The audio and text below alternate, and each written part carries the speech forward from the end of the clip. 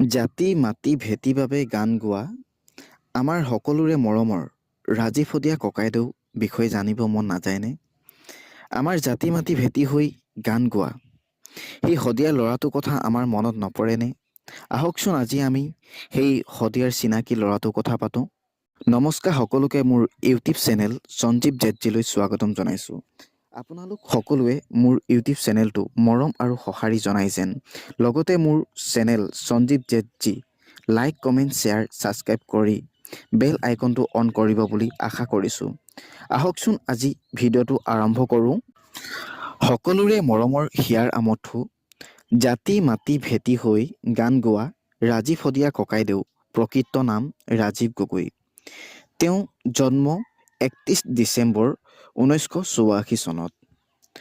অসমৰ তিনিচুকীয়া জিলাৰ শদিয়াৰ এখন সৰু গাঁৱত তেওঁ জন্ম হৈছিল। তেওঁ জন্ম হোৱা গাঁওখনৰ নাম টুপচিঙা গাঁও। তেওঁ পিতৃ শুক্লধৰ গগৈ আৰু মাতৃ লক্ষীমা গগৈ। তেওঁ পত্নী উপাসনা গগৈ আৰু তেওঁ এটি পুত্ৰ সন্তানো আছে। তেওঁ গানেৰেই সমগ্ৰ অসমতেই চিনাকি হৈ উঠিল ৰাজীৱ শদিয়া হিচাপে। ককাইদেউ গানৰ বিষয়ে ক'বলৈ গ'লে প্ৰতিটো গানেই আমাৰ হৃদয় চুই যায়। ককাইদেউ প্ৰথমটো এলবাম আছিল বন কেতেকী। এই এলবামটো মুক্তি লাভ কৰিছিল 2004 চনত। ৰাজীৱ শদিয়া ককাইদেউ প্ৰিয় কৰ্মটোৱে আছিল গীত পৰিৱেশন কৰা। গীতৰ মাজেৰে সমগ্ৰ অসমখনকে এখোজ আগুৱাই নিয়াটো তেওঁ চেষ্টা কৰিছিল। তেওঁ গোৱা প্ৰতিটো গীতেই অসমৰ ৰাইজৰ হৃদয়ে হৃদয়ে চুই গৈছিল।